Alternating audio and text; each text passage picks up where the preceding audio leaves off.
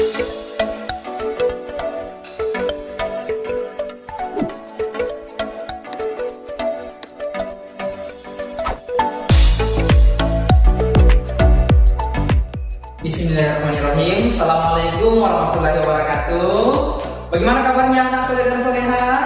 Semoga kita dalam keadaan sehat walafiat. Nah, oke. Baik anak soleh dan soleha, pada hari ini kita akan belajar apa? Ya, pada hari ini kita akan belajar adab Islam dan hadis. Ya. Jadi seperti biasanya, sebelum kita memulai pembelajaran, terlebih dahulu kita bersama-sama berdoa. Dan marilah kita bersama-sama berdoa dengan mengangkat kedua tangan, posisikan tangannya posisi dalam keadaan berdoa. Dan marilah kita bersama-sama berdoa dengan membaca doa beraja. Bismillahirrahmanirrahim. Rabbi zidni ilman warzuqni fahman. Rabbi shrah li sadri wa yassir li wahlul 'uqdatam min lisani yafqahu qawli. Amin. Dijelaskan dalam hadis ya yang diriwayatkan oleh Imam Malik dan Imam Ahmad, ya, Rasulullah SAW bersabda, sholat berjamaah lebih utama daripada sholat sendiri 20 derajat. Ya. Dan diperkuat lagi dalam Quran surah An-Nisa ayat 102. Ya, dalam Al-Quran ya, diperkuat lagi dalam Al-Quran surah An-Nisa ayat 102. Ya, yang berbunyi, A'udzu billahi minasy syaithanir rajim. Bismillahirrahmanirrahim. Wa idza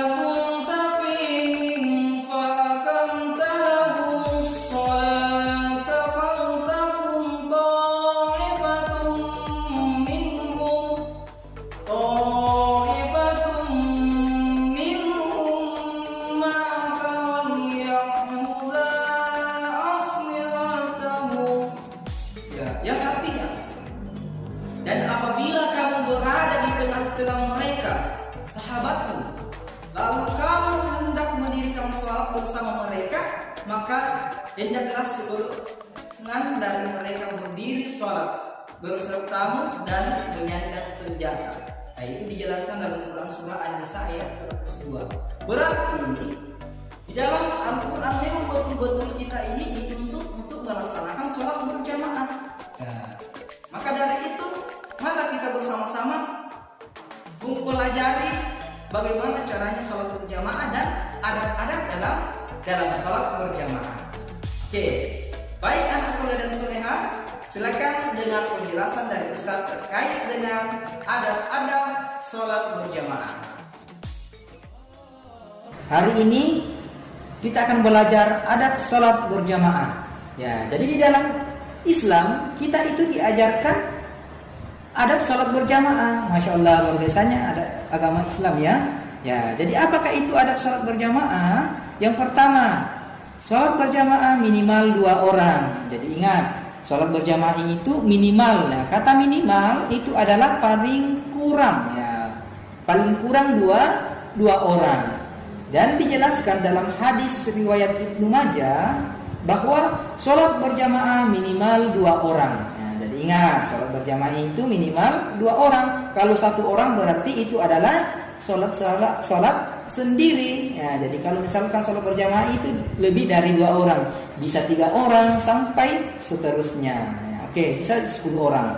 Selanjutnya, keutamaan berjamaah 40 hari berturut-turut. Ya, ini yang kedua ya, adab sholat berjamaah yang kedua yaitu keutamaan berjamaah 40 hari berturut-turut. Dijelaskan dalam hadis riwayat Tirmizi, barang siapa dapat menjaga takbiratul ihram dalam sholat berjamaah selama 40 hari, setiap 5 waktu sholat akan dijamin terhindar dari fitnah neraka dan sifat munafik. Masya Allah. Jadi ingat ya, kalau kita menjaga sholatnya kita selama 40 hari, ya Allah itu akan menjaga kita dari fitnah neraka dan sifat munafik. Masya Allah, luar biasanya Islam. Ya. Selanjutnya yang ketiga, seseorang dibolehkan mengikuti sholat berjamaah setelah sholat munfarid. Ya. Dijelaskan dalam hadis riwayat Nasa'i bahwa dibolehkan mengikuti sholat berjamaah walaupun telah menunaikan sholat dengan sendirian. Nah, itu adab-adab dalam melaksanakan sholat berjamaah. Ya, dan selanjutnya, adapun aturan dalam membentuk saf. Ya, ingat, kalau kita sholat berjamaah berarti ada namanya saf. Ya, dan saf itu ada aturan tersendiri yang harus kita laksanakan. Ya, bukan semerta-merta kita mengikuti sholat begitu saja, tetapi ada aturan. Ya. Mengapa kemudian ada aturannya? Nah, karena itu adalah sebuah ketetapan yang telah ditentukan oleh Allah. Karena kenapa? Ketika kita tidak mengikuti aturan sesuai ketetapannya Allah, maka salatnya kita bisa saja tidak diterima oleh Allah. Oke. Apa aturannya? Yang pertama, memulai saf dari terdepan di bagian sebelah kanan imam. Ya, ingat, memulai saf dari yang terdepan di bagian sebelah kanan imam. Ya. Dan ternyata dijelaskan pula dalam hadis. Ya, siapa hadis?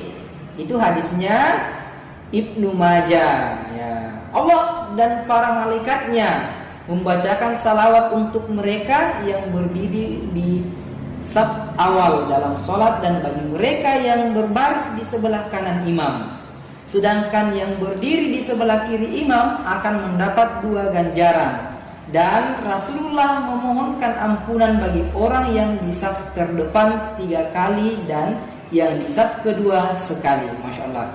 Ini mengarahkan kita untuk bagaimana kemudian kita mengambil atau memposisikan dirinya di saf pertama. Karena kalau kita di saf pertama dalam melaksanakan sholat, itu akan mendapatkan 3 kali, ya, mendapatkan 3 kali pahala, ganjaran pahala oleh Allah Subhanahu Wa Taala. Oke, yang kedua adalah yang tepat di belakang imam adalah seorang ulama atau hafiz Al-Quran. Masya Allah. Jadi ingat, ya, yang tepat di belakang imam itu adalah hafiz Al-Quran. Dan ternyata ada juga hadisnya yang diriwayatkan oleh Ibnu Majah yang berbunyi, orang yang sepaturnya berdiri di belakang imam dalam saf adalah seorang ulama atau hafiz Al-Quran. Oke. Yang ketiga, aturan dalam menentukan saf. Ya, yang ketiga, saf terbaik bagi laki-laki adalah di depan dan bagi wanita adalah di belakang. Ingat, ini tidak boleh terbalik ya. Ya, laki-laki harus di depan dan wanita atau perempuan itu berada di belakang. Ya, dijelaskan pula dalam hadis riwayat Ibnu Majah dan An-Nasa'i bahwasanya sebaik-baik saf bagi wanita dalam salat berjamaah adalah saf terakhir dan yang terburuk adalah saf terdepan. Sebaik-baiknya bagi laki-laki adalah yang terdepan dan yang terburuk adalah yang terakhir. Nah, makanya mari kita bersama-sama untuk melaksanakan sholat berjamaah. Oke.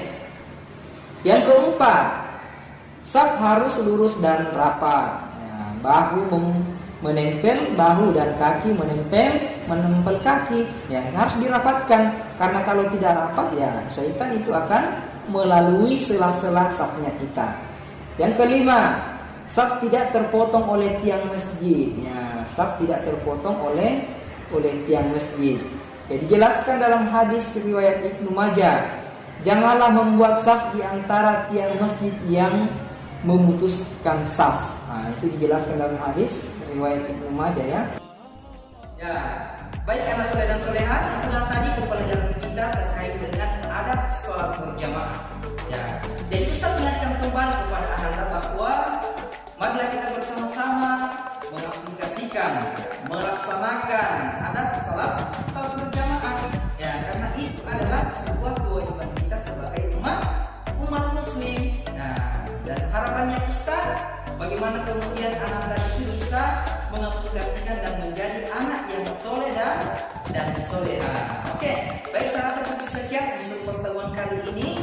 Mudah-mudahan di pertemuan selanjutnya kita bisa bersua kembali, dan Ustaz ingatkan kepada Anda bahwa ingat tetap menjaga sholatnya, mengerja hafalannya di rumah, dan selalu melakukan aktivitas-aktivitas yang bermanfaat. Oke, baik. Marilah kita bersama-sama mengakhiri pembelajaran ini dengan membaca doa kafaratul majelis. Subhanakallahumma rabbana wa bihamdik, asyhadu an la ilaha illa anta, astaghfiruka wa atubu ilaik. Amin. Assalamualaikum warahmatullahi wabarakatuh.